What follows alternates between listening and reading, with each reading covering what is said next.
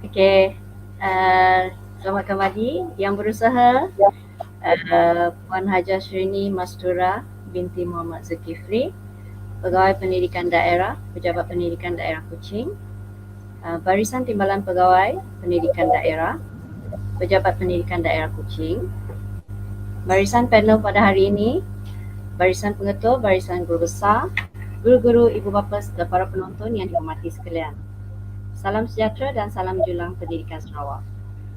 Saya Cikgu Mary, guru daripada SK Sentrisa Kuching, berperanan sebagai moderator kita pada hari ini. Okey, jadi sebelum kita mulakan, before we begin our forum today, I would like to invite Reverend Father Stanley to bless our program today before we start. Thank you. As we begin, let us remind ourselves of God's presence with us. We remind ourselves of all that we are grateful for as we give thanks for the gift of the vocation of teaching, and we give thanks for each other. We pray. O Jesus, our Lord and Master, you are our first teacher. We ask you to bless, and we pray for your help and your presence. We ask you, Lord, to be our guide in all our actions, that we teachers may become teachers of love and compassion. We ask you to give us faith that we may open our minds to you. Give us hope that we may open our hands to help others, those whom are in our charges and those that are around us. And most of all, O Lord, we ask you to give us love, that we may open our hearts to you, who are our way, truth, and life. Lord our God, we ask you to bless all of us as we continue with this session, that you will fill our hearts with your love, send the Holy Spirit to be with us, fill us with the fire of love, that we may be this love in all that we do. We make this prayer in Jesus' most precious name. Amen. Amen. Thank you, Father Stanley. Alright, jadi ladies and gentlemen, barisan penonton sekalian, bersua kita di Alam Maya pada kali ini untuk forum keagamaan sempena sambutan Hari Guru yang ke-1 peringkat daerah Kuching. Pada kali ini, forum hari ini tajuk peranan guru dalam merealisasikan tema Hari Guru tahun 2022, iaitu Guru Tunjang Sekolah Sejahtera. Baik, untuk makluman semua, objektif utama forum kali ini adalah untuk mendengar dan galakkan kepada guru-guru Kristian kita khasnya untuk menerapkan 14 elemen nilai-nilai murni di dalam menjalankan tugas dan tanggungjawab sebagai seorang pendidik. Baiklah penonton sekalian, sedikit intro berkenaan dengan Sekolahku Sejahtera. Baik, Menteri Kanan Pendidikan kita, Datuk Dr. Razif Majidin berkata, konsep Sekolahku Sejahtera digagaskan sebagai satu kerangka yang memayungi pelbagai tema, inisiatif dan juga program sedia ada Kementerian Pendidikan Malaysia berteraskan kepada penerapan nilai murni. Menteri Kanan Pendidikan ketika berucap merasmikan konsep Sekolahku Sejahtera berkata bahawa konsep yang diperkenalkan kementeriannya boleh dicapai melalui penjiwaan terhadap 14 elemen tersebut yang memberikan penekanan dalam nilai-nilai murni yang perlu diterapkan. Okay? Walau bagaimanapun ini tidak bermaksud mengenepikan elemen-elemen lain dalam kehidupan seharian. Okay. Antara 14 elemen penting adalah selamat, seronok, sehat, etika, empati, jati diri, adab sopan, harmoni, tekun, teliti, terampil, eksplorasi, rasional dan juga artikulasi. Kesemua ini adalah berteraskan nilai murni ada dalam kehidupan harian warga sekolah, khususnya kepada murid. Secara asasnya, kesemua elemen tersebut sudah lama diperkenalkan di sekolah.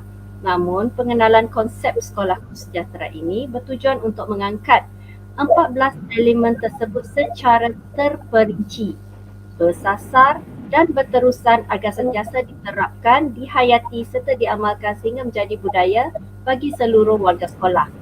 Baiklah, untuk mengupas isu ini pada hari ini. Saya tidak berkesorangan.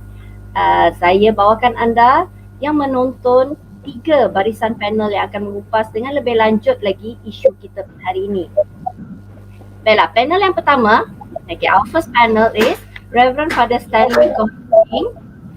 Beliau merupakan pengetua St. Joseph Private School. Okay, Father Stanley is a Jesuit priest from Singapore and has been serving St. Joseph Private Secondary School as vice principal before and now as principal since May 2021. He has been an educator in various countries such as Singapore, Malaysia, India and the Philippines, and has taught at both secondary schools as well as universities. Personally trained and specializing in philosophy.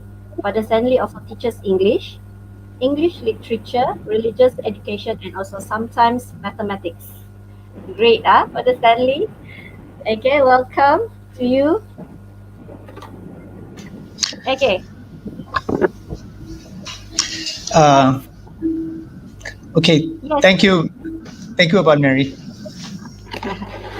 Alright, next our second panel is Pastor Eden Ustaz Imam, berbangsa Kayan Baram, mempunyai sarjana dalam pendidikan teologi, sekarang merupakan senior pastor di BM Olive Garden, sudah berkahwin dan mempunyai 3 orang anak yang sudah dewasa, pernah bertugas di sektor awam selama 9 tahun.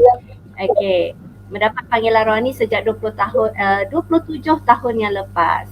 Okay, selamat datang Pastor Eden. How are you? Fine, thank you. Alright, welcome. So our third panelist will be Sabdikan Peter Nani, anak Dusin. Okay, merupakan Sabdikan daripada gereja St. Helen Serian. Betul ya, Mr. Peter? Yes, Serian. Ya, merupakan seorang pesara guru. Stesen terakhir beliau ialah SMK Muara Tuam. Okay, merupakan seorang penolong kanan. Mempunyai kelulusan diploma in Applied Linguistics daripada Universiti Melaya dan juga Bachelor of Arts daripada Universiti Pertanian Malaysia UPM. Okay, welcome Mr. Peter. Okay. Okay, jadi berkenalan pun sudah, latar belakang pun sudah. Saya rasa kita boleh mulakan isu kita pada hari ini, topik kita pada hari ini dengan soalan pertama kita. Saya akan berikan kepada Father Stanley. Okay, we will begin our forum with one question to Reverend Father Stanley. Well, we just want to know, Father, can you please explain what are the religious teaching that encourage the role of teacher in the process of building an educated person?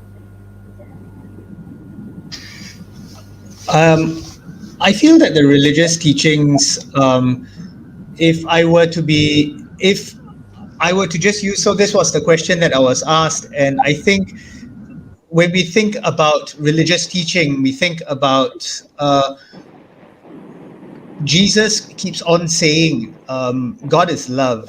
And if God is love and we want to teach about, and we want to teach as a Christian, I think the most important thing is we have to teach from the heart, and we have to teach.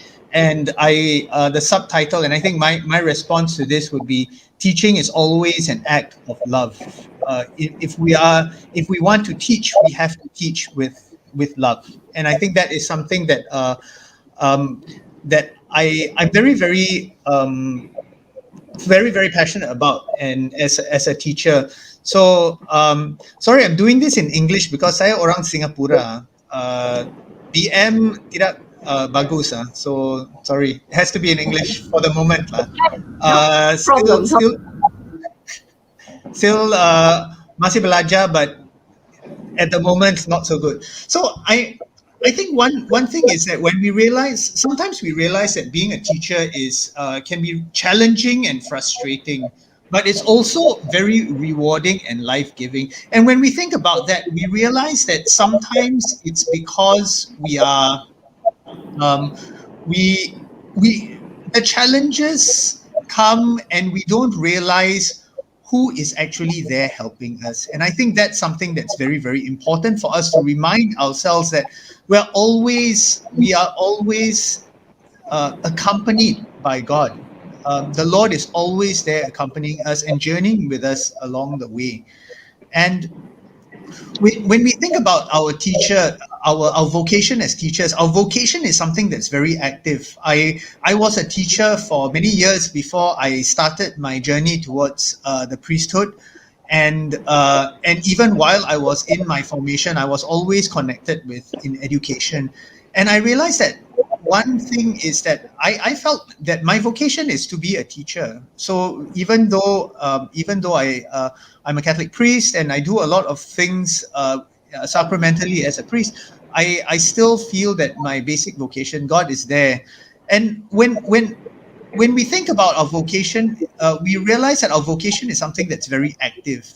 As teachers, we do a lot of things. We keep on doing. We are in class. We are doing this. We are chasing after students. Students chasing after us. We're doing all sorts of things, and we do so many things. But sometimes we need to remember that sometimes when we do, we need to be.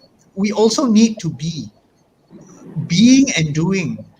Martha, who does a lot, and Mary, who is there sitting at the feet of the Lord. And sometimes we need to remind ourselves to be, and to remind ourselves that we are being led by God and loved by God all the time. And that is something that I feel is very important when we think about how we as teachers can lead and enrich the lives of our students. And when we think about this, we realize that love is the origin, God who so loved the world and gave his only begotten Son. 3:16. John 3:16, that is the origin of everything. And therefore, when we are teachers, we have to reflect this origin of the love. And so that's why I say teaching is an act of love. If you there are many authors who write about this. Paulo Freire, educational authors who say teaching is always an act of love. And maybe I'll just explain this a little bit because I think that's very, very important for us to do. I'd like to just start with the first letter of St. John, where he says, let us love one another because love is from God. And everyone who loves is born of God and knows God. And so we have known and believed that the love that God has for us. God is love. And those who abide in love abide in God, and God abides in us. We love because God first loved us. There's a lot of the word love appears so much. But I think this reminds us that it's very important, but it also reminds us how and what we're supposed to do, that everything comes and starts from God's love and continues with God's love, who is with us all the time. As we think about this, the love that we are able to show is a response to God. God first loved us, and therefore our love is a response to God's love to us. And we respond to this love through the people around us. The love that we are able to share comes from God, and we are able to do this because love is a response to God. Love appears, and love allows us to respond in that way to God. And when we think about this, I use the writings of C.S. Lewis, the very famous novelist and writer, Christian writer, who did not start out as a Christian but converted to Christianity later in life.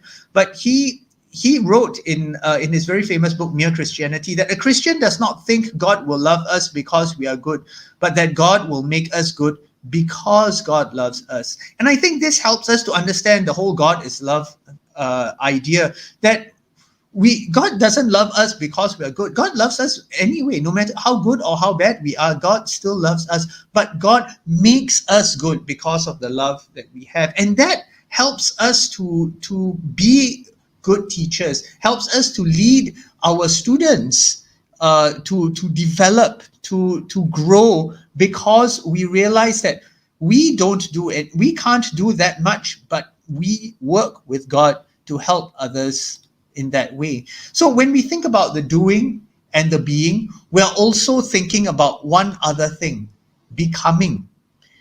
As we do, as we are continuing with God, we realize that our work, all that we do is a process of becoming, a process of transformation.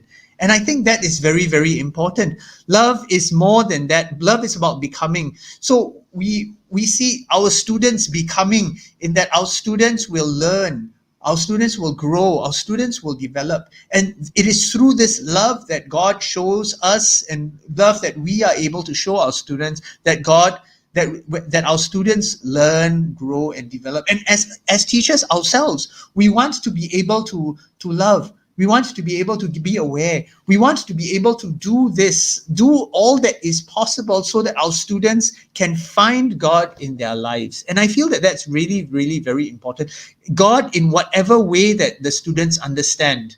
We understand God in our way, but our students will understand God may understand God in a different way. But whatever it is, there is this sense of becoming. The students becoming better people, becoming loved children of God always. And when we talk about love and growth and becoming, there's always this sense of struggle, that how love overcomes all. I have that picture, the picture of this family, the father, mother, and a child. And there's this image that I had as I was thinking about this, that a child always struggles to walk. That as a small baby is trying to walk, there is that struggle. They will try to get up and then they will fall. They'll try to get up and then they will fall. Sometimes we need to see that our love has to allow them, our students, to have that struggle, to realize that this struggle is necessary for them to be able to grow. But yet, through it all, love conquers all. God sees us struggling sometimes, but we need to have that struggle, knowing that God is beside us all the time. And so that's what C.S. Lewis is saying. God loves us so much that God allows us to change and grow through the struggles, just as we are guiding our students to grow and change and develop through their own struggles. So we are working with God for the good of our students and all those whom we meet. And so when we think about teaching as an act of love, the more we are able to be loving to our students too. And sometimes love does not mean, that means helping them in their struggles, to keep them, to just be patient and guide them while they are struggling, and not to take away the struggles, because it is through that our students are able to learn. And love transforms the person, as they realize how they are loved by us, how they are loved by God, how they are loved by the people around them. Love transforms the classroom. I used to tell my students when I was teaching, sometimes the students will be naughty and they will say, Mr. Stanley or Father Stanley, who do you like the most in this classroom? Then I say, I don't like anybody. I love everybody, but I don't like everybody. Then they, no, that's not. But I really mean that, in that I feel that loving a student means accompanying them through the difficult and the good times. It's not just like, because there's a compatibility in personality, but it's loving in all ways. And through this, as we are able to work with our students to transform the classroom, then they will be able to go out to transform the world. And I think that's what we are doing as educators, to be able to transform the world through the love that we show to our students. And so I think that's a very long answer to a very short question. But the question here is this, and I go back to one of my favorite authors on education, Paulo Freire. He's a Brazilian educator, and writer who wrote a lot in the 1970s and 80s about education. And he said, and he's he's a Christian author. That's why he uses a lot of Christian images. Education is an act of creation and recreation. It is not possible. Education is not possible if it's infused with love. It's about creation of values, creation of knowledge, creation of motivation in our students. And as that happens, it is broken down and recreated all the time. We are working with our students. We are working with God to have this constant development, constant growth in our students. And all this is only possible if we are able to infuse all the work that we do with love. And so, my dear friends, my dear teachers, my dear sisters and brothers in the Lord, I just want to encourage all of us. Our mission as teachers, our mission as educators, is to spread love in whatever way we can, by deepening our vocation, by knowing who we are, loved children of God, just as our students are loved children of God, so that we deepen our vocation as we build our community, the community of learners within the classroom, within the school, our community of fellow teachers who are fellow pilgrims along the way to God. But all this is this big mission, the mission that Jesus gave all of us. Go make disciples of all the nations, to love, to baptize, to love people, to spread this love, so that we are all able to grow this community in many ways. And so that's my answer to a very my very long answer to a short question of what it means to how can we develop and spread this goodness and values to our students. And the answer is to spread love, because teaching is an act of love. Amen.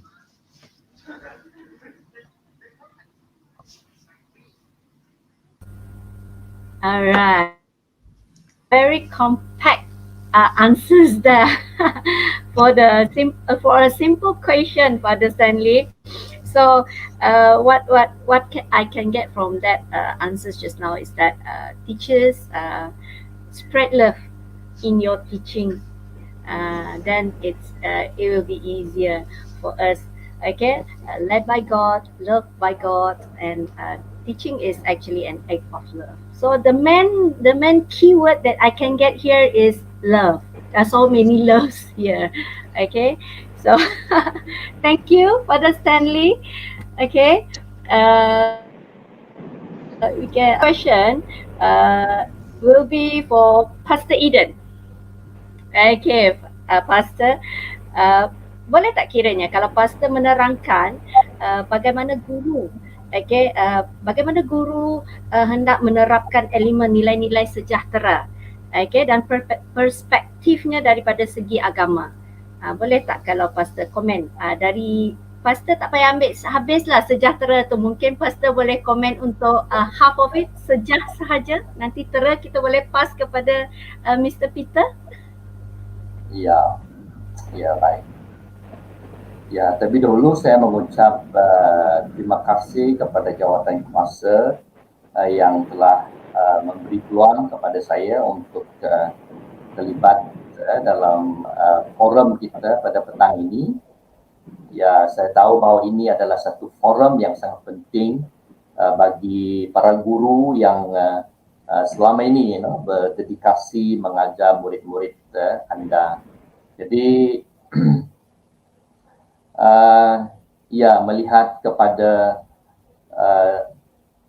tema kita, guru tunjang sekolah sejahtera.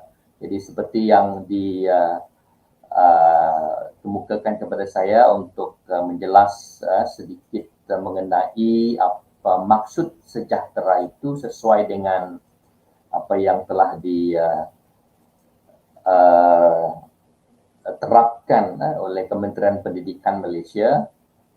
Ya, kalau dari segi pengajaran agama Kristen, sejahtera ini sangat penting. Ya, saya ambil daripada 3 ayat dalam Alkitab. Yang pertama Yohanes pasal 14 ayat 27. Itu dasar yang akan saya pakai ya. Tuhan Yesus berkata, damai sejahtera kutinggalkan bagimu. Ya, damai sejahtera kuberikan kepadamu, dan apa yang kuberikan tidak seperti yang diberikan oleh dunia kepadamu. Janganlah gelisah dan gentar hatimu. Itu ayat pertama. Ya, ayat kedua daripada Perjanjian Lama, Yesaya 26 ayat 12. Ya Tuhan, Engkau akan menyediakan damai sejahtera bagi kami, sebab segala sesuatu yang kami kerjakan, Engkaulah yang melakukannya bagi kami. Ya, di sana ada perkataan damai sejahtera juga. Ya, dalam Galatia 5:22 ayat ini sangat terkenal di kalangan orang Kristen ya. Tetapi buah roh ialah kasih, sukacita, damai sejahtera, kesabaran, kemurahan, kebaikan, kesetiaan, kelemah lembutan, penguasaan diri. Tidak ada hukum yang menentang hal-hal ini. Nah, ini adalah 3 ayat yang saya percaya sangat penting. Ada lagi banyak lagi ayat-ayat yang ada kaitan dengan sejahtera, damai sejahtera ini. Tapi ayat ini ada kaitan dengan Tuhan Yesus sendiri. Itu sebab dia kata, ku tinggalkan bagimu damai sejahteraku. Kuberikan kepadamu, dan apa yang kuberikan tidak seperti yang diberikan oleh dunia ya kepadamu. Janganlah gelisah dan gentar hati. Wah, ini berarti damai sejahtera itu adalah Tuhan itu sendiri. Ya, kalau kita berbicara tentang damai sejahtera, Yesus itu adalah damai sejahtera.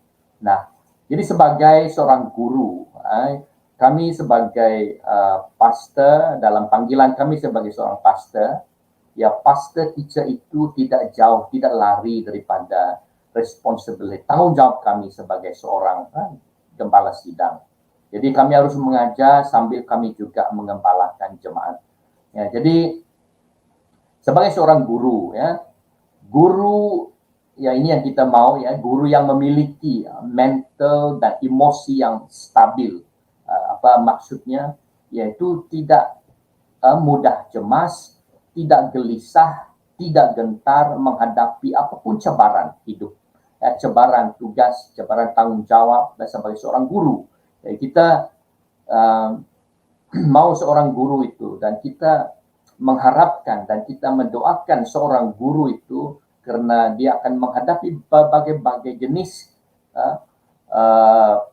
personality murid-muridnya. Jadi sebagai seorang guru itu kita harap dan kita mendoakan supaya para guru kita mempunyai mental yang kuat, emosi yang stabil, ya, tidak mudah cemas dalam apapun situasi atau gelisah dan gentar menghadapi berbagai cabaran.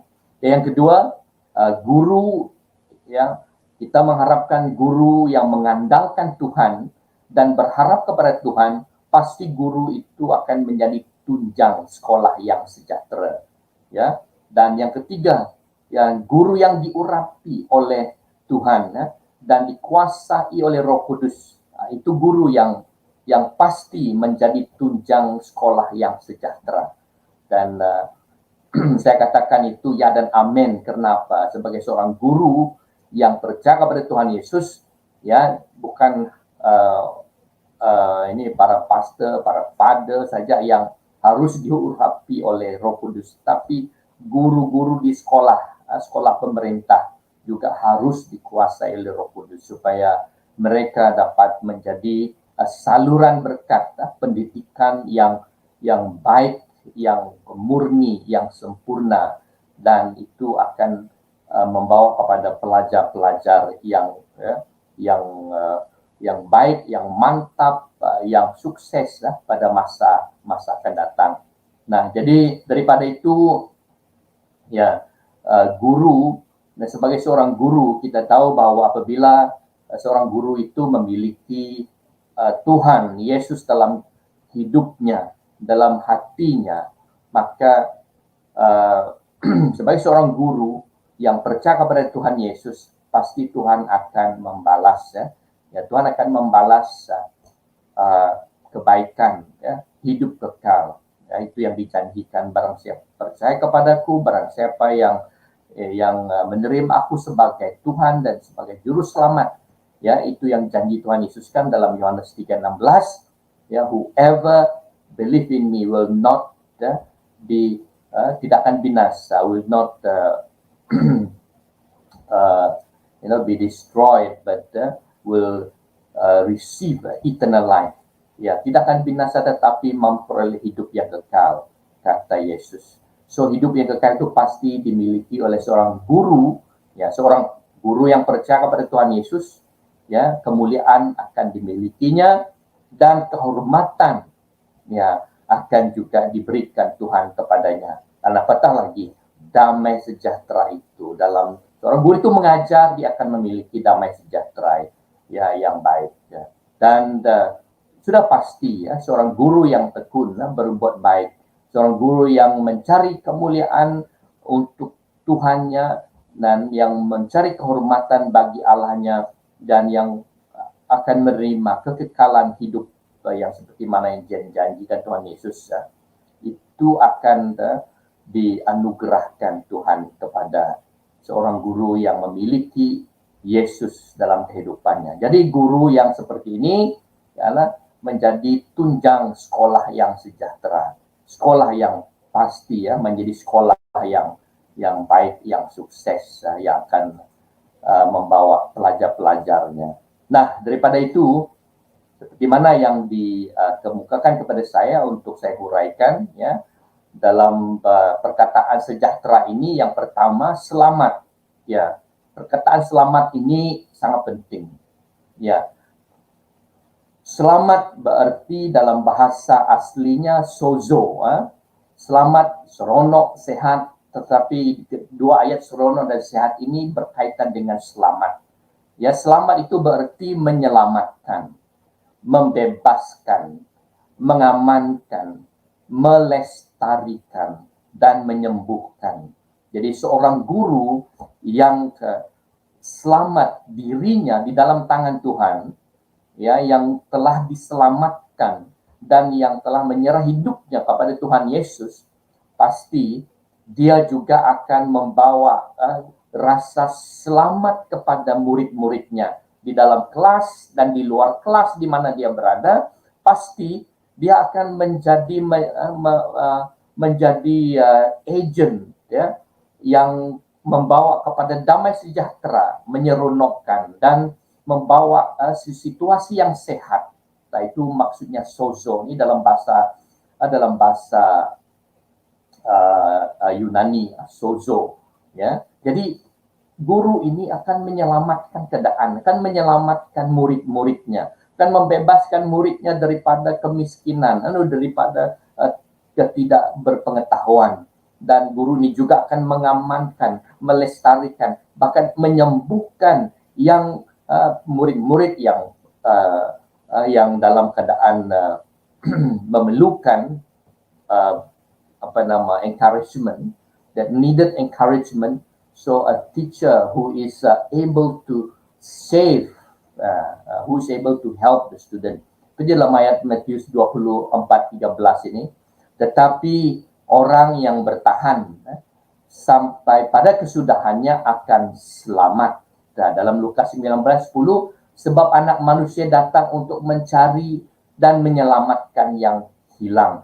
Jadi kata selamat yang dipakai dalam dua ayat ini, ya, ada kaitannya dengan, ya, sebagai seorang guru itu yang membawa satu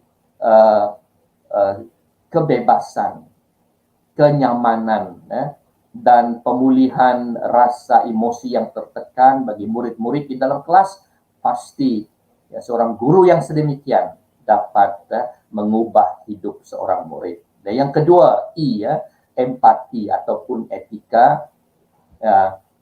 Arti empati ini, etika ini ada kaitan dengan bersikap baik, ya, bersikap positif, bersikap jujur, bersikap terbuka kepada diri sendiri, bahkan kepada murid-muridnya, kepada orang lain di sekelilingnya. Dan seorang guru yang ramah, dan seorang guru yang memahami, dan seorang guru yang peduli pada orang lain. Ya, jadi itu yang artinya empati ataupun etika. Ya, jadi jadi dalam ayat Alkitab kita ada firman Tuhan yang berkata, firman itu telah menjadi manusia dan tinggal di antara kita. Dan apa artinya empati? Empati itu apabila seorang guru itu tinggal bersama dengan muridnya, duduk bersama dengan muridnya, walaupun itu muridnya, tetapi dia siap untuk duduk bersama dengan mereka, dia siap untuk tinggal bersama dengan mereka, mengajar mereka, walaupun mereka sebagai seorang murid. Ya, jadi sebagai seorang guru, dia siap untuk seperti mana Tuhan kita, ya, dia menjadi manusia dan tinggal di antara kita. Jadi itu teladan yang Tuhan berikan kepada kita. Dan sebagai seorang guru, ya, memiliki empati, rasa peduli kepada murid-muridnya. Pasti murid itu akan rasa senang, dia akan rasa seronok, dia akan rasa rasa situasi yang sehat, environment in which the student are being brought up, in which the student being taught every day in class, so from Monday until Friday.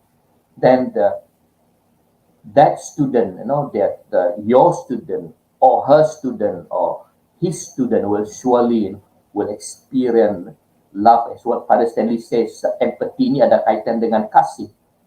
Ya, so di dalam Ibrani 4:15, sebab imam besar yang kita punya bukanlah imam besar yang tidak dapat turut merasakan kelemahan-kelemahan kita. Sebaliknya, sama dengan kita, ia telah dicobai, hanya tidak berdosa.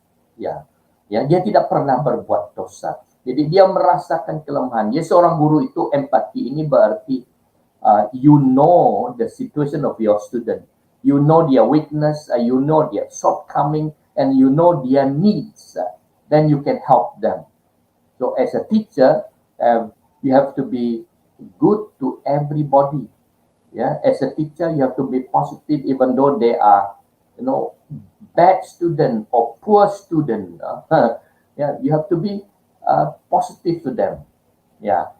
So and the third one, J, jati diri. Ini ada kaitan dengan kalau daripada perkataan jati diri ini dalaman manusia, batin manusia, nefes, dalam bahasa aslinya, yaitu inti atau jiwa, semangat. Dalam firman Tuhan berbicara, semoga Allah damai sejahtera menguduskan kamu seluruhnya, dan semoga roh, jiwa, dan tubuhmu terpelihara sempurna dengan tidak bercacat pada kedatangan Yesus Kristus Tuhan kita.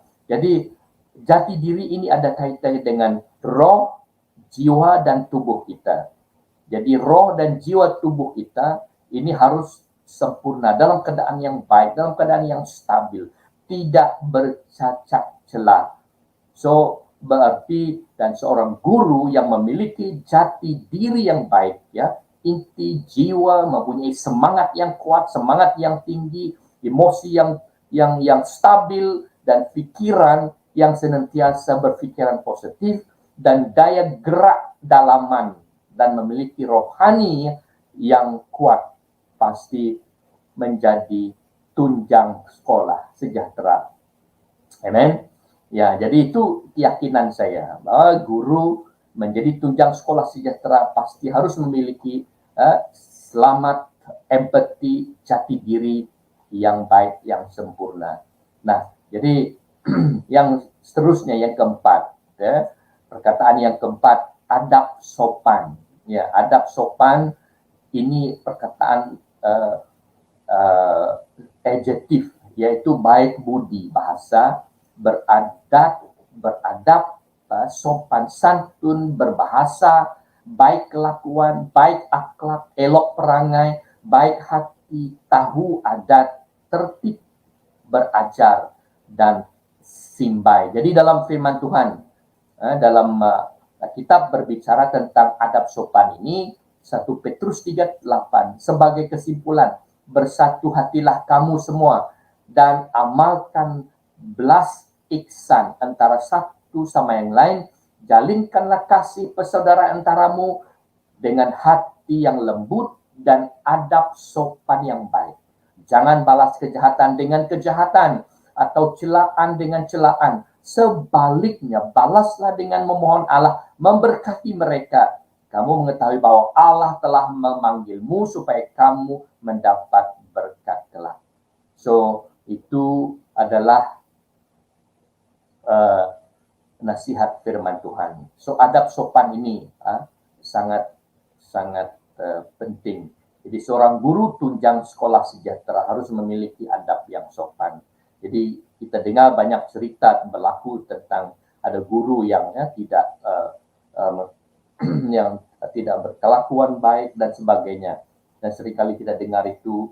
Ya, namun demikian, ya sebagai seorang guru yang percaya kepada Tuhan, kita harus menjadi teladan kepada mereka yang tidak percaya kepada Tuhan.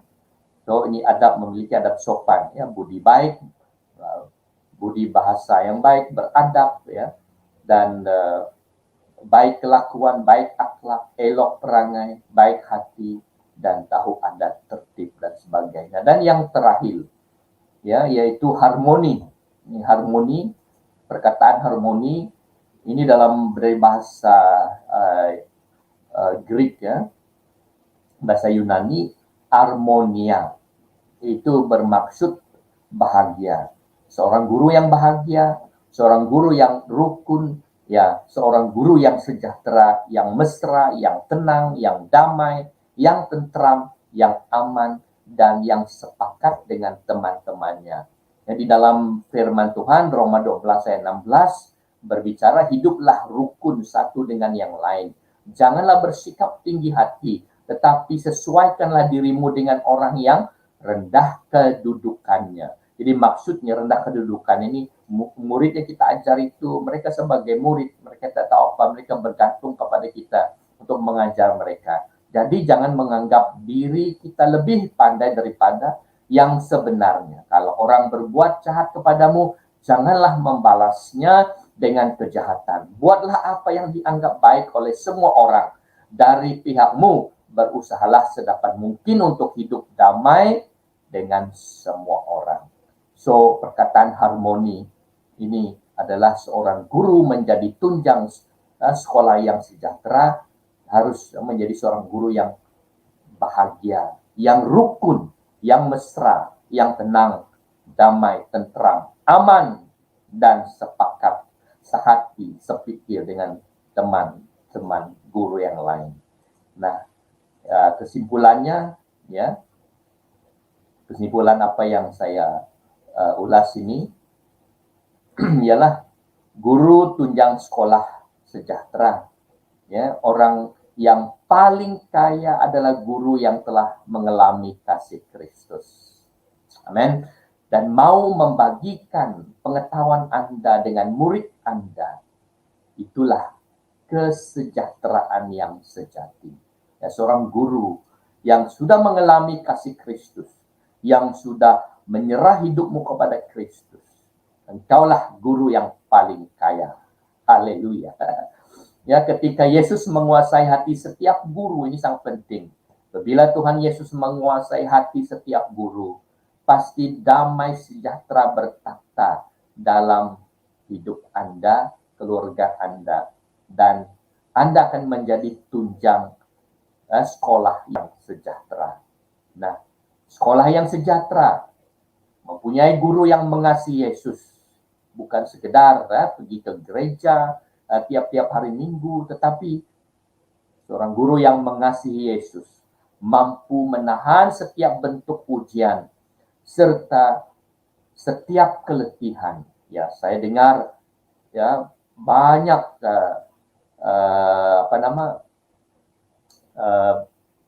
kerja tugas-tugas guru pada akhir-akhir ini, ya. Jadi kalau sebagai seorang guru, kalau mampu menahan setiap bentuk ujian, setiap keletihan, karena diberi damai sejahtera yang dia katakan, ku berikan kepadamu. Ya, itu janji Tuhan.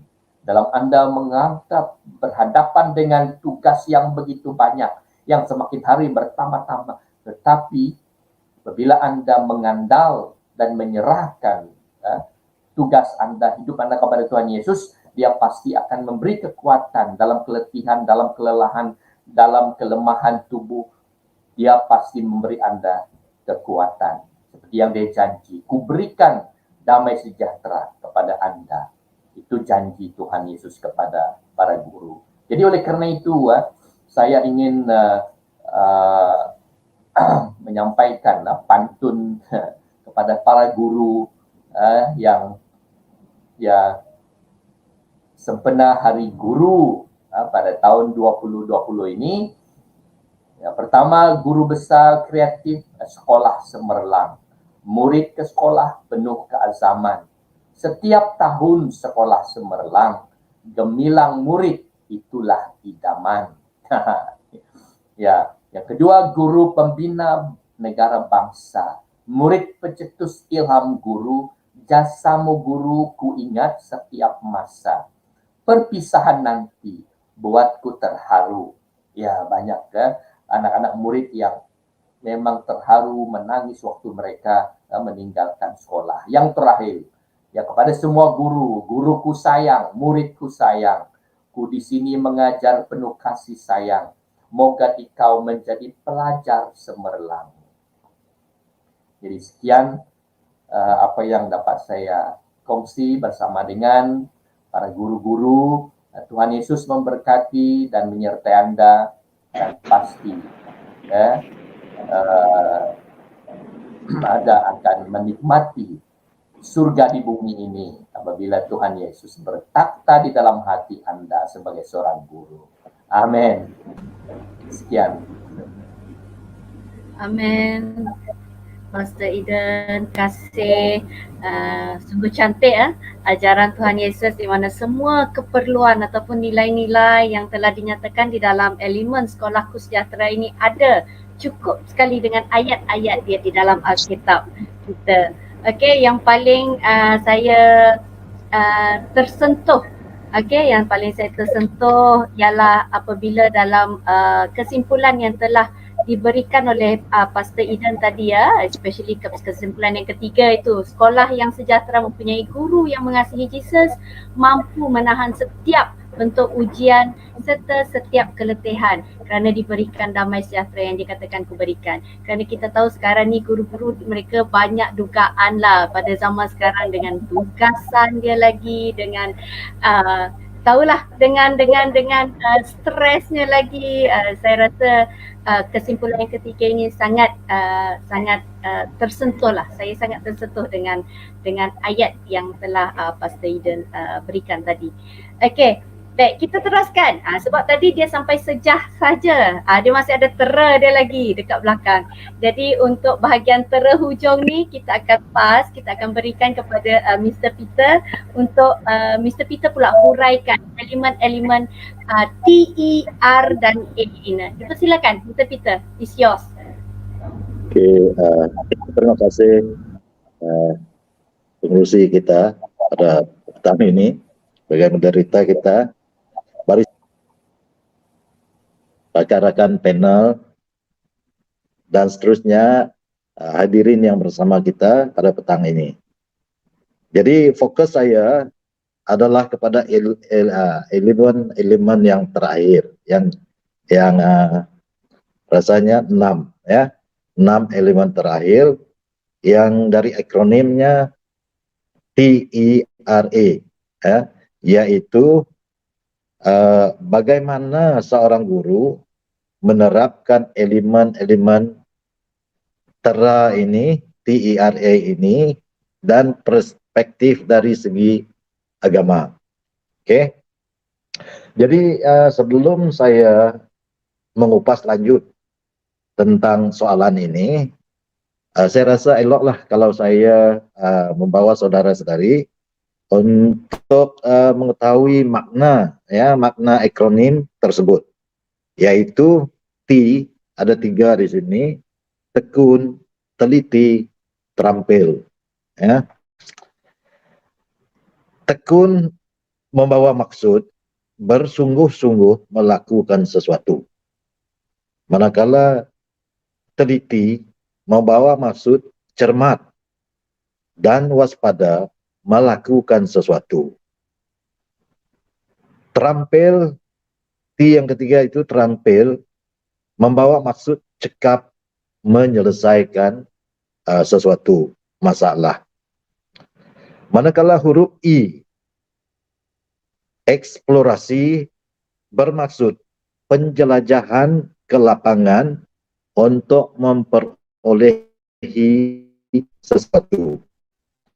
Dan yang keempat, yang ketiga, huruf R yaitu rational, berdasarkan takulan, ya, bermaksud berdasarkan takulan atau insting, ya, menurut pertimbangan atau pikiran yang waras. Itu maknanya maksud rational.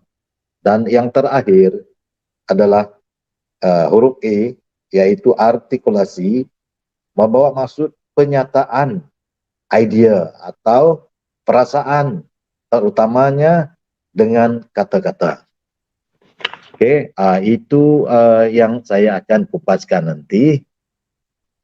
Dan penerapan elemen-elemen ini memang sentiasa dilakukan, ya, oleh guru-guru dalam pengajaran dan pembelajaran setiap hari, sama ada di dalam kelas maupun di luar kelas, ya, yaitu elemen-elemen yang saya sebutkan tadi, ya, ataupun lebih dikenali sebagai nilai-nilai murni, ya, memang sentiasa dilakukan oleh guru-guru, setiap guru. Tetapi yang uniknya pada petang ini, soalan ini diteruskan dengan frasa hujungnya, yaitu dari segi agama. Itu yang membuatnya unik dan kemungkinan jarang-jarang dilakukan oleh guru ataupun langsung tidak pernah dilakukan oleh guru. Bila frasa terakhir itu berbunyi dari segi agama. Oke, jadi soalan saya akan fokuskan kepada soalan pada petang ini tentang kata kunci soalan itu adalah bagaimana guru menerapkan. So lebih kepada guru.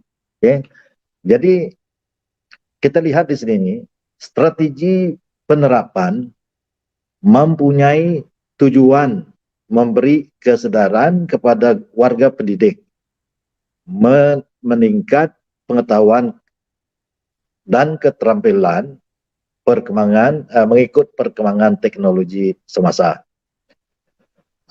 Saya juga tertarik juga dia dalam bila saya baca kertas kerja jawatan kuasa forum ini, di bagian kesimpulan, ya, saya I think may I read it. Kesimpulan, diharap program yang dilaksanakan dapat meningkatkan kesedaran dan semangat guru-guru untuk memahami bahwa pelaksanaan konsep sekolahku sejahteraku tidak membebankan. Sebaliknya, suatu peluang menerapkan nilai-nilai murni kepada anak-anak didik, di samping menunaikan tuntutan agama kepada diri sendiri, melaksanakan tugas tanggung jawab yang diberkati Tuhan Yang Maha Esa. Jadi banyak yang disentuhkan oleh Reverend panel pertama kita tadi dan juga panel kedua, ya, berkenaan dengan kesedaran yang kita beri kepada warga pendidik. Oke, jadi penerapan nilai ajaran dari segi agama ini merupakan proses, ya, merupakan proses pembelajaran yang berpusatkan kepada murid, berteraskan elemen-elemen sambungan daripada Pastor Eden tadi, ya, panel kita yang kedua tadi, sambungan abjad TERA, T-E-R-A, ya, yaitu saya akan fokuskan kepada tekun, teliti, terampil. I, eksplorasi, R, rational, dan E, artikulasi, ya. So di sini kita melihat guru sebagai penyerap dan murid sebagai penerima. Bila diterima, mereka yang kita inginkan adalah dipraktikkan. So itu yang asasnya penerapan elemen-elemen ini daripada guru kepada anak didik kita untuk dipraktikkan. Ya, jadi bila aspek agama perlu ditekankan di sini, maka saya juga bila saya mengupas ini, saya perlu juga menggunakan beberapa rujukan daripada Alkitab untuk sebagai landasan dan juga panduan saya untuk menjawab soalan ini ya. Jadi soalan ini tadi saya lebih fokus kepada soalan ini, bagaimana seorang guru menerapkan, elemen-elemen ini. Ini realitinya. Sebab saya juga sebagai seorang bekas guru yang telah mengajar lama sebelum Sarah, jadi realitinya memang saya tahu di sekolah, ya. Jadi saya ambil rujukan daripada Efesian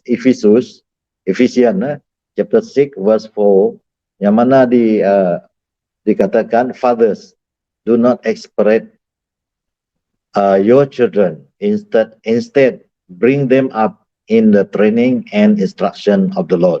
Ya, ada juga Alkitab mengatakan, fathers, do not provoke your children to anger, but bring them up in the discipline and instruction of the Lord. So ini yang saya akan fokuskan buat masa ini, yaitu untuk menjawab soalan bagaimana guru kita boleh menerap. Ya, boleh menerap bagaimana lebih kepada guru supaya penerimanya nanti anak didik kita mendapat sesuatu yang berharga daripada guru. Okey. Excuse me.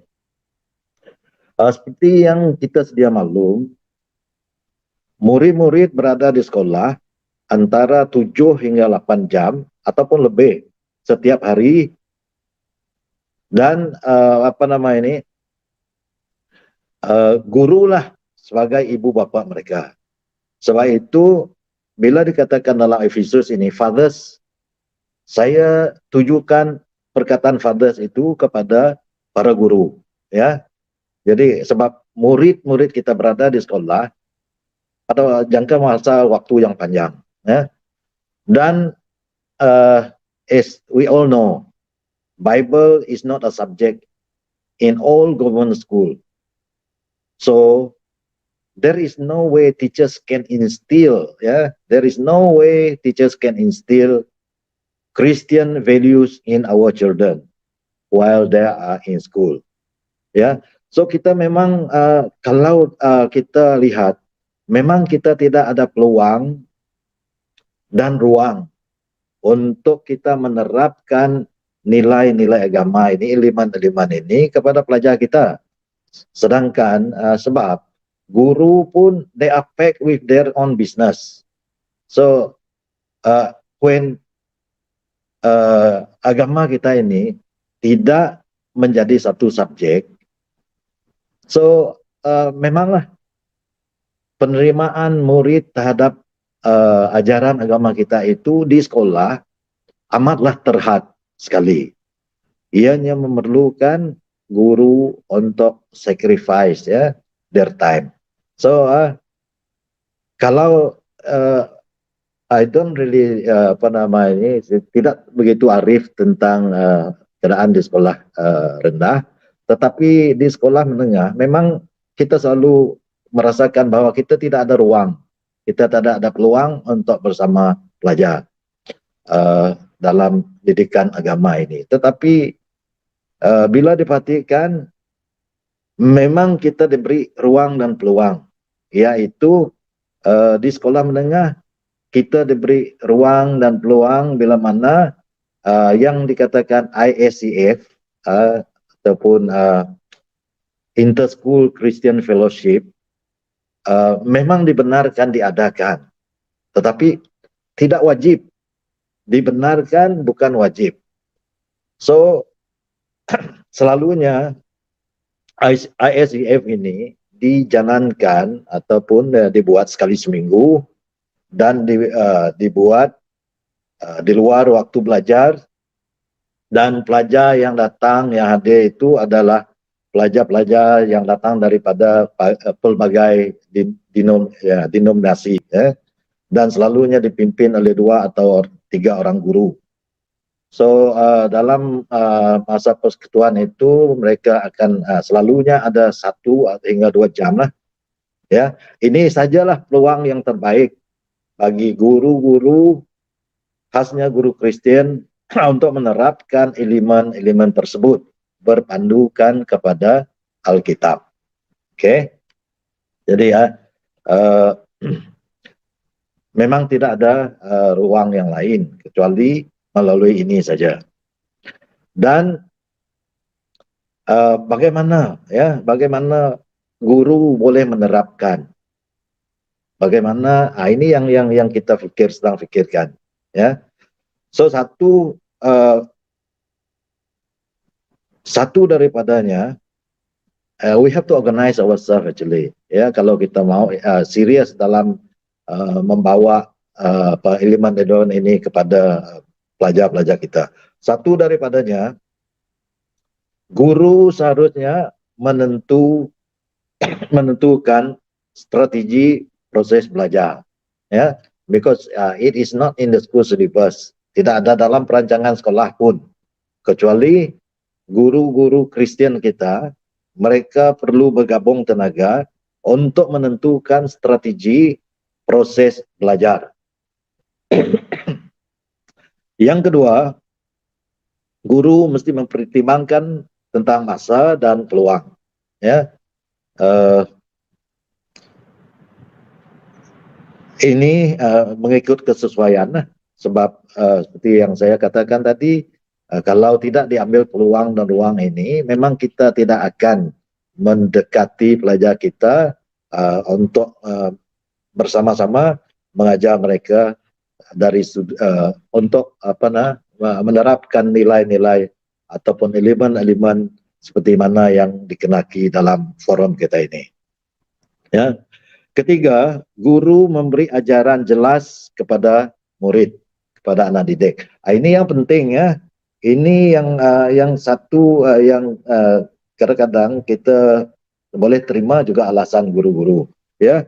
Guru memberi ajaran jelas kepada pelajar. Sebab itu saya katakan tadi, kalau ya setakat menerapkan nilai-nilai murni, memang sentiasa dijalankan oleh guru. Tetapi kalau ianya ada ujungnya dari sudut agama, inilah di mana guru mesti memberi ajaran yang jelas. Maksudnya guru sendiri mesti tahu, ya. It cannot be a blind man leading a blind man, ya. Sepatutnya guru yang ingin memberi diri untuk ruang dan peluang yang diberi ini, seharusnya dia mempunyai sekurang-kurangnya pengetahuan tentang agama kita sendiri. Okay? Dan yang keempat, guru memberi kepercayaan dan bimbingan kepada pelajar, kepada anak didik, ya. Dan yang kelima, guru memberi hak murid untuk belajar. So this is the thing yang saya dapat fikirkan, cara bagaimana guru boleh menerapkan nilai-nilai atau elemen-elemen yang kita bincangkan pada petang ini bila kita bercakap dari sudut agama. Sebab kalau tidak diambil peluang ini, memang ruang dan peluang itu memang tidak ada, ya. So tetapi kerap kalilah sesuatu yang kita ingin lakukan itu selalunya ada kelemahan, selalunya ada kekangan.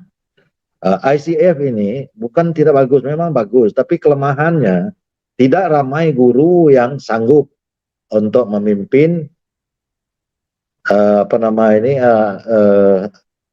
perjumpaan ini atau fellowship ini dengan alasan, ya, dengan berbagai alasan. Satu daripada yang kita selalu dengar ialah tidak ada masa. Yang kedua, tidak ada pengetahuan tentang agama. So it's quite sad lah kalau kita sebagai guru Kristian kita tidak tahu tentang agama kita sendiri, nak disampaikan pada pelajar kita. Inilah kekangan yang saya maksudkan tadi. Jadi balik kita kepada Efesus tadi, yaitu ayat yang saya jadikan sebagai contoh, sebagai reference saya. Kalau kita amati, ya, kalau kita amati betul-betul rujukan dari Efesus 6 ini merupakan salah satu cara bagaimana guru dapat instil, guru dapat menerapkan nilai atau elemen ini kepada pelajar. Ya, banyak yang kita dengar tadi dari panel pertama dan kedua tadi bercakap tentang love, ya. So dalam Efesus ini juga ianya berbunyi don't provoke, do not exasperate, do not provoke, ya. Dalam kata lain, tidak ada provokasi dalam kita mengajar, ya. Provokasi bermaksudnya kita sehingga kita menimbulkan kemarahan kepada pelajar kita, sehingga kita menghina, kita menggunakan kata-kata kesat, itu dikatakan provokasi, ya. So nilai yang kita ingin terapkan tidak boleh disampaikan melalui cara macam ini. So sebab itu Tuhan menekankan dalam ini, dia kata don't provoke, do it with love.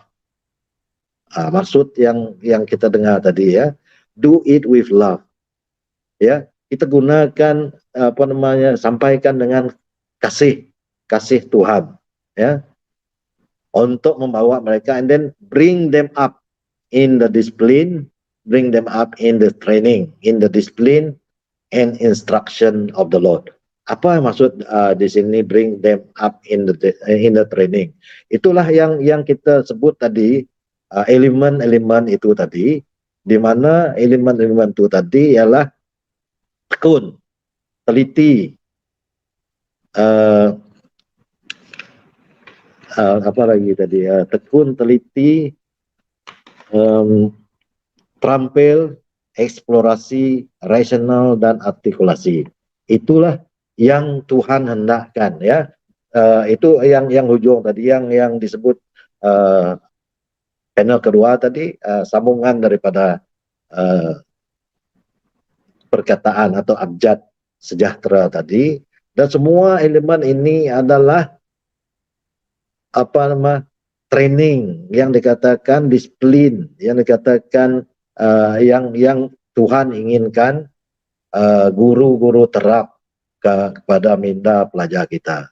So bring them up in the training and instruction of the Lord.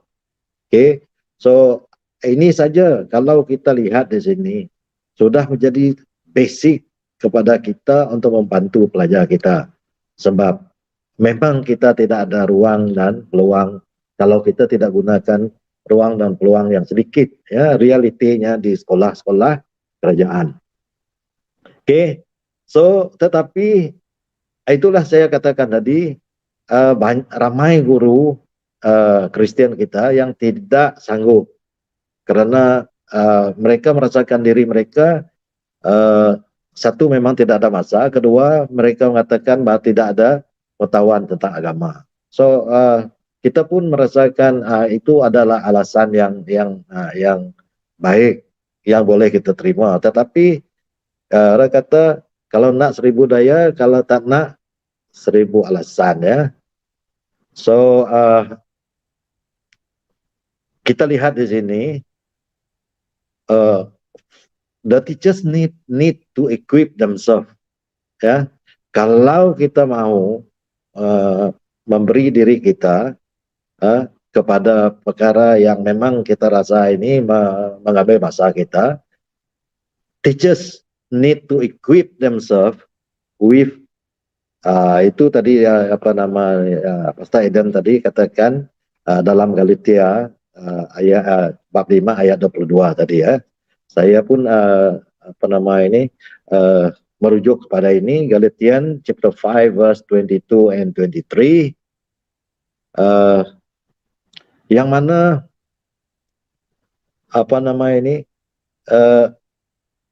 teachers guru hendaklah mempersiapkan diri mereka, membekalkan diri mereka dengan the fruits of the Holy Spirit. Ini kalau kita kata macam itu kepada guru kita, memang ada yang melenting, aduh macam mana saya ini boleh menerima, boleh mendapat fruits of the Holy Spirit.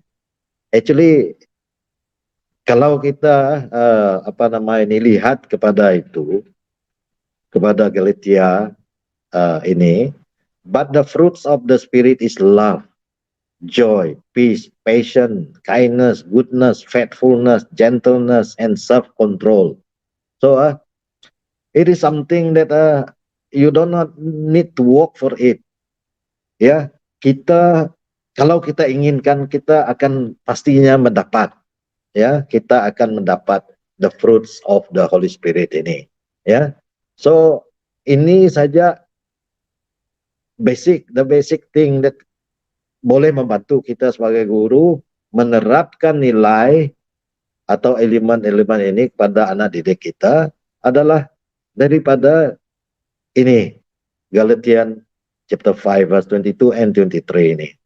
And saya melihat memang dia banyak sini, tapi basicnya kepada seorang guru adalah seperti panel pertama katakan tadi, the most basic thing is love, belas kasihan. Ya, that is the fruit of the Spirit. Love, kalau kita mempunyai belas kasihan terhadap pelajar kita, everything is possible. Ya, everything is possible. Dan kita akan merasa, ya, pelajar kita diberi we love our children, we love our student. Ya, yang keduanya basic saja lah. I don't want to go all about the fruits of the Spirit ini. Yang buat masa ini pada rekan-rekan guru kita, warga pendidik kita yang katakan mungkin merasakan diri tidak berapa tahu tentang apa yang perlu diajar. Ianya adalah joy, ya. Kita mesti ada joy, sukacita di dalam diri kita, bahwa bila kita datang untuk membantu pelajar kita, ianya bukan satu paksaan, ya. Ianya sesuatu yang kita sendiri offer. Bila kita offer kita sendiri, you will have the joy in you. Rasa sukacita itu akan menyerap ke dalam diri kita, di mana kita akan sentiasa, we will always look forward to our next meeting. Something macam itulah, ya. Itu dikatakan sukacita. Dan yang ketiga, sebagai seorang guru yang ingin menerapkan elemen-elemen ini, kita mesti ada kesabaran, passion, kesabaran, ya. Sebab yalah, saya seperti panel kedua kata tadi, bermacam-macam lah kita dengar berlaku di sekolah. Memang di mana kadang-kadang kita ingin menerapkan nilai-nilai yang baik ini, ya, kepada pelajar kita. Seringkali pelajar kita melakukan kesalahan, dan cara kita menangani masalah ini adalah amat berbeza sekali, ya, berbeza sekali dari aspek agama ini, di mana kita akan menggunakan love, joy, all these things, passion dan sebagainya. Kita akan mendengar, akan kita menengking pelajar, menggunakan kata-kata yang kesat, dan to the extent sampai menggunakan kekerasan, ya. So I mean, di sinilah kita melihat perbezaan, ya. Jadi untuk guru-guru kita, kalau betul-betul kita ingin menerapkan, these are the basic thing that kita perlu ada pada kita, yaitu love, joy, passion, dan yang penting sekali itu self control, ya, self control. So itulah yang saya dapat lihat kalau kita betul-betul ingin membantu pelajar kita, ingin menerapkan nilai-nilai atau elemen-elemen yang yang perlu diberikan kepada kita, kepada anak didik kita dari segi agama. Ya, realitinya memang kalau kita tidak ambil peluang ini, pelajar kita memang tidak akan menerima ajaran-ajaran agama yang baik, yang maksimum. Sebagai contoh,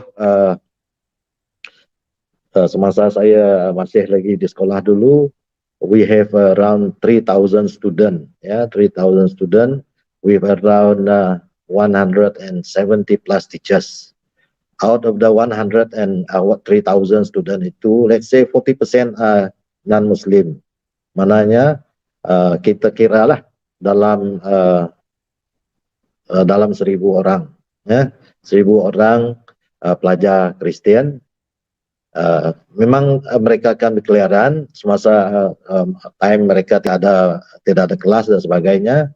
So we have ISCF. Kadang-kadang we have ISCF, dan bila saya selalu berjalan tengok yang ada di dalam kelas itu, yang ada datang bersama untuk ISCF ini dalam lingkungan 30 ataupun paling banyak 40. You see, so where are the rest of our student? Itu yang kita bincangkan, fikirkan pada hari ini. Bagaimana guru kita boleh, ya, dalam keadaan macam ini boleh menerapkan nilai-nilai atau elemen-elemen yang penting ini, elemen-elemen yang baik ini kepada pelajar kita, kepada anak didik kita, khasnya kepada pelajar kita yang beragama Kristen. So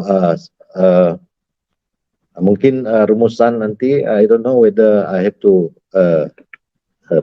teruskan. Oke, saya teruskan sajalah dengan rumusan saya. Rumusan saya ambil sebelum itu. Jadi dari elemen-elemen yang saya kupaskan ini, yaitu tekun, teliti, terampil, eksplorasi, rasional, dan artikulasi, saya melihat penting dalam elemen ini adalah rasional, ya, rasional. Dan kalau diterapkan, ya, guru kita boleh membantu pelajar kita nilai elemen rasional ini, maka pelajar kita akan pastinya menjadi seorang yang boleh merationalize. They can rationalize what is good, what is bad, what they should do, what they shouldn't do. Dan bila mereka mempunyai elemen ini, elemen-elemen yang lain itu pastinya akan menyusul, ya. Bila mereka sudah tahu bagaimana mereka mempunyai elemen rasional ini, yang lain itu pastinya akan menyusul. Itu pendapat saya, ya. Jadi rumusan saya akan membawa saudara-saudari kepada Matius bab 9 ayat 37 hingga 38 yang berbunyi, tuaian sungguh banyak, tetapi penuai hanya sedikit. Berdoalah pada pemilik tuaian itu supaya menghantar pekerja untuk mengumpul tuaiannya. Baik, kalau diselami, ya, perkataan Yesus ini kepada pengikut, ya, tuaian sungguh banyak, ya, dalam arti kata kalau kita melihat sebuah sekolah, ya, kita mempunyai ramai anak-anak bangsa kita, anak-anak orang Kristen yang berada di sekolah, ya. Tetapi penuainya tidak banyak. Itu yang saya katakan tadi, ya, seperti zaman saya masih mengajar lagi, we have so many student out of the 1,000 plus, only few hundreds yang datang. Bukan few hundred, ada hanya beberapa orang saya datang itu, dan guru pun out of the 170 plus, we have at least around 70 teachers, Christian teachers.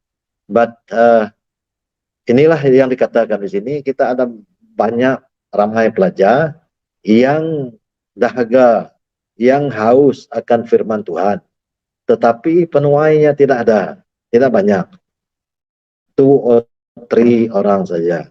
So inilah yang menjadi berdoalah kepada pemilik tuaian itu. Ini amanat agung daripada Tuhan kita. Berdoalah kepada pemiliknya. Itulah yang kita betul-betul yang kita lakukan hari ini. Kita mendoakan melalui forum ini agar ramai lagi penuai yang datang untuk menuai yang banyak itu. So kita akan mendoakan agar anak-anak didik kita yang ramai sana mendapat penuai yang banyak, supaya aspek keagamaan kita ini boleh meresap, boleh menyerap ke dalam minda anak-anak didik kita yang banyak. Ya, I am sure in all the school there are so many of our Christian student yang haus, yang dahaga akan firman Tuhan. So saya rasa kepuasan saya untuk part ini setakat itu saja, berhenti sini dulu. Sekian, terima kasih.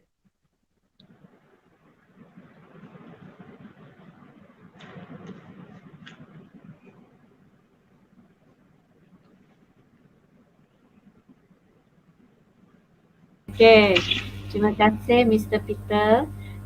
Terima kasih Mr. Peter atas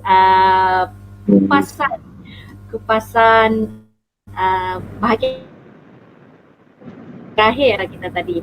Jadi kita sama sangat padat, sangat jelas dan sangat padat lah.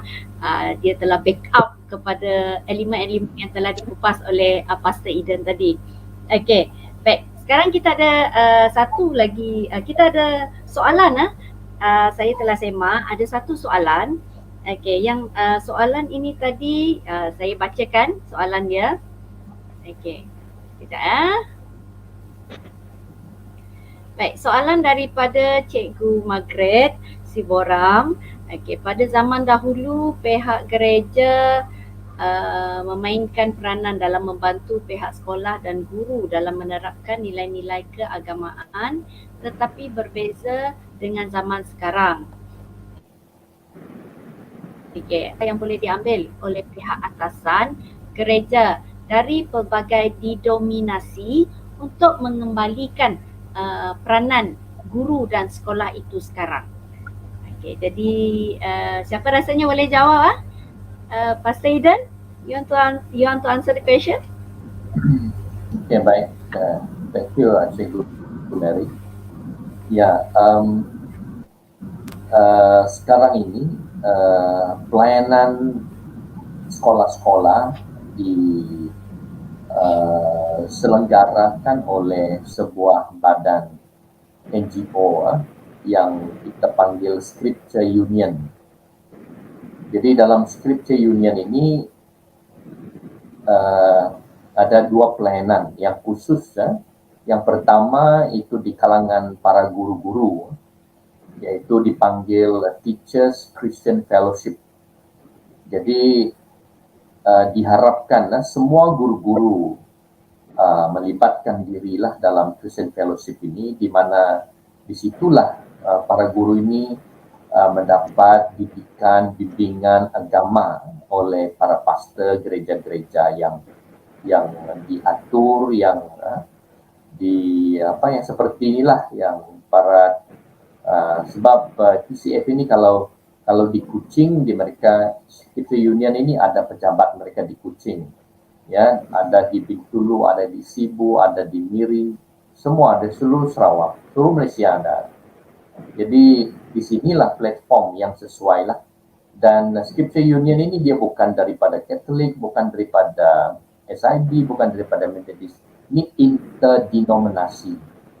Ya, jadi dia tidak berat sebelah kepada doktrin mana-mana denominasi, tetapi memainkan peranan as a neutral body, ya, to help teachers, at least to help teachers to provide some spiritual knowledge about their faith, so that they can channel it to their student. So that's where TCF mainkan peranan yang sangat penting. So seperti yang Cikgu Peter kata tadi, ICF, Inter School Christian Fellowship, ini antara murid-murid. Ya, ini pun is a interdenominational body. Ya, so semua pelajar-pelajar boleh bergabung di sana. Disitulah para TCF ini masuk. Mereka boleh membantu. Ada mereka panggil father, mereka panggil pastor, pergi mengajar di perhimpunan ICF. Yeah. So that's why TCF actually is very important. Ya, para guru Kristen harus terlibat dalam TCF ini. Ya. So itu yang saya ingat menjawab soalan yang tadi, ya. Platform yang mana boleh gereja terlibat. So TCF inilah dia.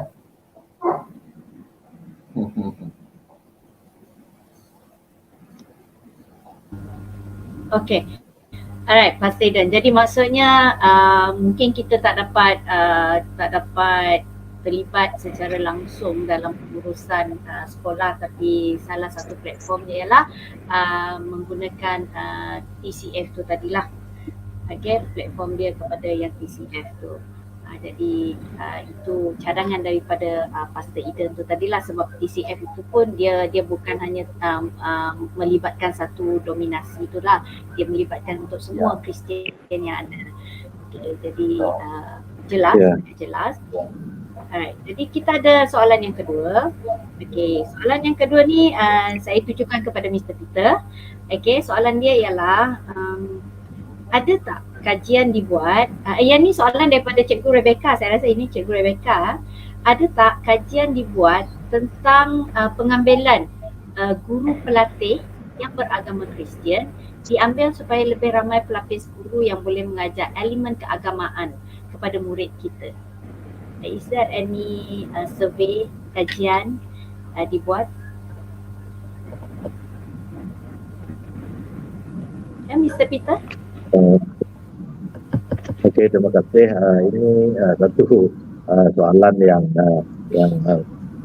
kita berat sedikit untuk jawablah, sebab dari segi pengambilan ini memang dia hanya tidak melibatkan mana-mana pihak, kerana yang mengambil ini adalah bahagian dalam kementerian kita yang khasnya terlibat secara langsung untuk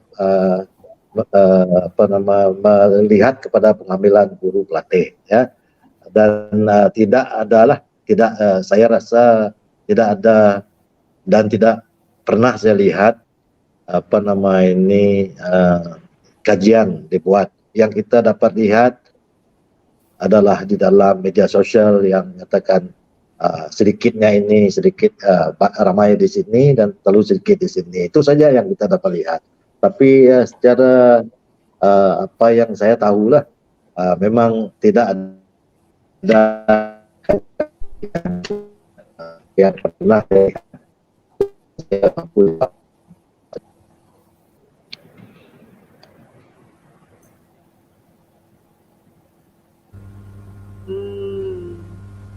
Pakai putus-putus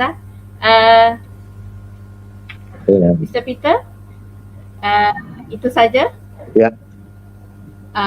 Ya, itu saja. Okey, saya rasa saya faham. Yes, I understand.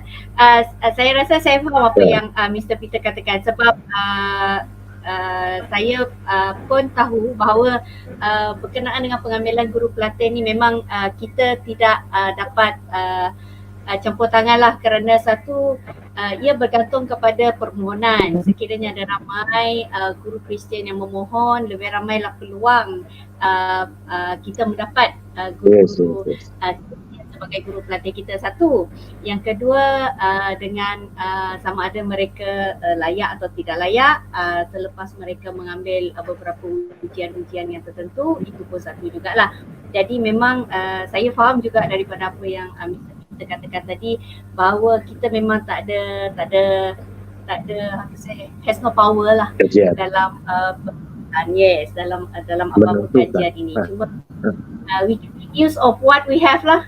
Okay, we can make use of manusia yang kita ada sekarang untuk kita memperkuatkan lagi kiranya kumpulan okay, guru-guru Kristian ini tadi. Saya rasa saya faham. Baiklah, dan dengan kupasan-kupasan kesemua 14 elemen daripada 3 panel kita pada hari ini, okay, jadi saya rasa sebagai rumusannya, kita tahu bahawa guru merupakan tunjang yang terpenting lah dalam sistem pendidikan negara kita. Okay, guru bukan sahaja bertanggungjawab menyampaikan ilmu kepada murid, malah berusaha untuk memastikan murid yang lahir daripada sistem pendidikan negara kita mempunyai sasiah yang baik dan daya saing yang tinggi. Okay, melalui penjiwaan amalan baik yang diterapkan di sekolah. Okay, kita bukan hanya nak dari segi intelek, tapi kita nak juga mahu daripada dari segi sasiahnya juga. Jadi amalan baik merupakan pembudayaan kepada nilai murni, kemahiran dan juga sikap positif yang dibangunkan dalam diri murid. Jadi kupasan daripada ketiga-tiga panel kita tadi memang adalah seperti daripada Father Stanley tadi, act of love, we teach, the teaching is an act of love. Lepas tu kupasan daripada Pastor Eden tadi dengan ayat-ayat daripada Alkitabnya menunjukkan bahawa perkataan sejahtera itu memang sudah ada. Okay, memang sudah ada dan diamalkan oleh Kristian, oleh kita, okay, oleh guru-guru Kristian semasa dalam tugas-tugas harian mereka. Okay, jadi di sini sangat jelas jelas. Okay, jadi barisan panel, hadirin dan juga para penonton yang dihormati sekalian, saya rasa kita telah sampai, okay, sampai ke akhir penghujung forum kita ni. Sebelum melabuhkan tirai, saya ingin merakamkan ucapan terima kasih saya kepada pihak penganjur, iaitu Pejabat Pendidikan Daerah Kuching, kerana menjemput saya dan juga untuk bertindak sebagai moderator untuk forum kali ini. Saya juga mewakili pihak penganjur, iaitu SK Sentrisa, ingin merakamkan ucapan terima kasih kepada Reverend Father Stanley Goh, Pastor Eden Ustaz Imam, dan juga Subdeacon Peter Naimi atas kesudian meluangkan masa bersama-sama kita dalam forum secara atas talian pada hari ini. Ingin juga saya beritahu di sini bahawa QR code kehadiran kita bagi program ini akan dikongsikan pada penghujung program ini nanti. Jadi sila scan, boleh scan untuk dapatkan kehadiran dalam SPL KPM kita. Jadi para hadirin dan juga para penonton boleh mengimbas QR code tersebut. Akhir kata daripada saya sebagai moderator kita pada hari ini, semoga perkongsian dan input pada petang ini memberikan kefahaman yang baik kepada kita semua. Okay, sehingga kita bertemu lagi, saya akhiri majlis kita pada hari ini dengan ucapan sekian, terima kasih. Thank you Father, thank you Pastor Eden, thank you Mr. Peter, see you again. Welcome. Ya, welcome. Terima kasih semua. Thank you.